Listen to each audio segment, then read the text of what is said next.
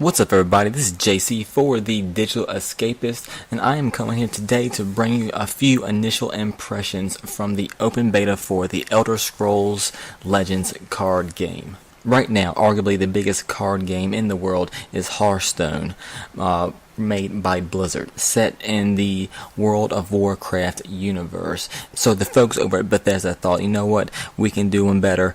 We can set our card game in the Elder Scrolls, another storied franchise beloved by many, set it in that universe and do them one better, make a better card game, make a competitor, so Hearthstone won't be out there by themselves. We got the announcement for this game at E3, and now the open beta is finally out in the wild. People are playing it.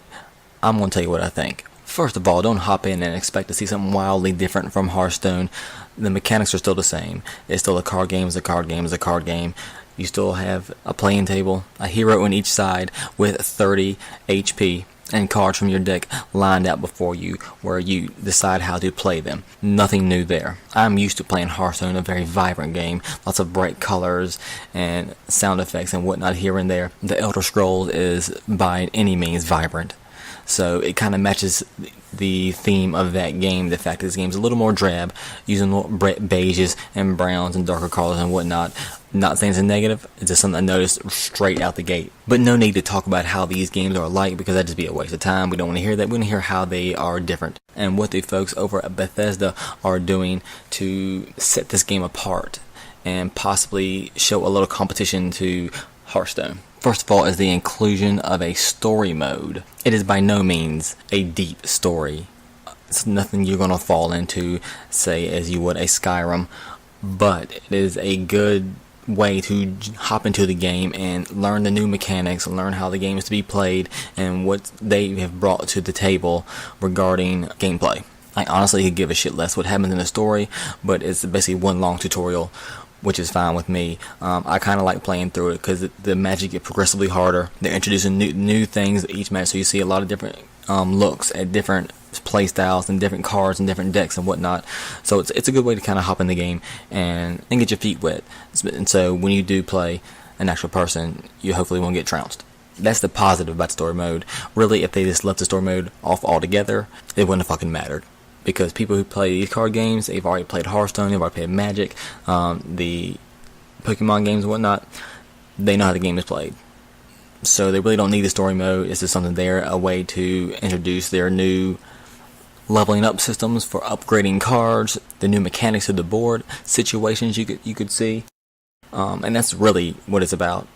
But they could lift it off all in general and it'd been fine. But those new mechanics are the positives for me when it comes to this game. It's what's got me intrigued about this title. Some cards are upgradable, and as you play through the story mode, you can upgrade them, and they give you choices on how you would like to upgrade that card. Usually you start off with a base card, a very weaker card, and on your upgrade you're given a choice, same as like an RPG, like those Scrolls, what route you want to go with this card. Most of the times they're kind of geared towards, you can go this, make it a more defensive card or make it a more offensive card. And I kind of like that. I kind of like the openness of it.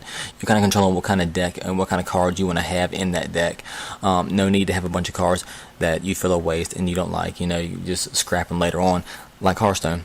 The other new mechanic that is very intriguing and interesting and it's fun to play with when you're playing the game is the new board situations.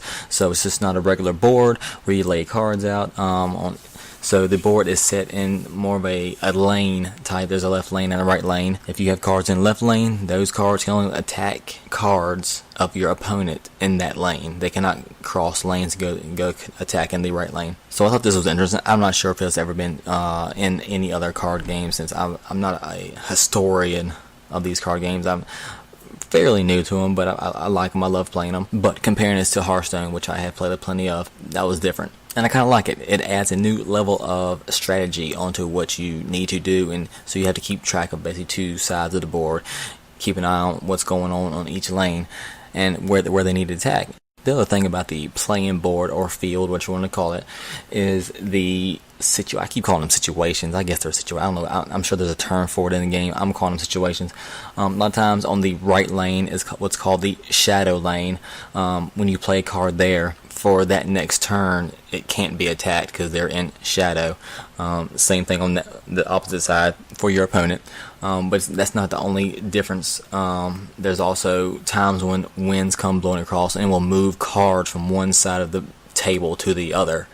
And so on and so forth. So there's multiple situations and multiple boards you can play. This is a few hours ago, I played a match where we didn't have lanes. There was just a regular, kind of like Hearthstone, no lanes, just you play cards everywhere. So I'm not sure how many variations there are and whatnot, but it adds a cool element to playing the game, and so kind of keeps you on your toes on what you need to do. Basically you can have a strategy, and then all of a sudden the winds come across or whatever, the board changes, and now you have to come up with a new strategy. It keeps things fresh. It keeps things moving along in a way. It keeps things very competitive. It feels like the game is. They're trying to make it very balanced to where you just don't get fucking crushed all the goddamn time. So that's nice. So far I'm enjoying it. I like it. I'm gonna put some more time. I'm not sure how long the open beta is lasting, but I'm gonna keep playing as long as I can. I haven't jumped into any actually online versus matches against an actual person yet. I'm kind of just going through the story mode a little bit, kind of getting my cards together. I haven't jumped into building my own deck yet. Just haven't had time celebrating because I'm an anal about that shit and perfectionist and whatnot. But I will be doing that soon and hopping online and kind of see how that plays. Because we all know in the real world setting against an actual person opponent, things just play out way different than you do when you play against a computer. But anyways, that's what I think. Anyone out there playing it, please let me know what you think. And hey, hit me up. I am JWeeks23 on there, the same as I am everywhere else on the internet. Friend me, we can hop on, play a little bit, chop it up, see what's going on, what you think. But hit me back down in the comments. Let me know what your thoughts are on this regarding how you see it's gonna play out in the future versus Hearthstone.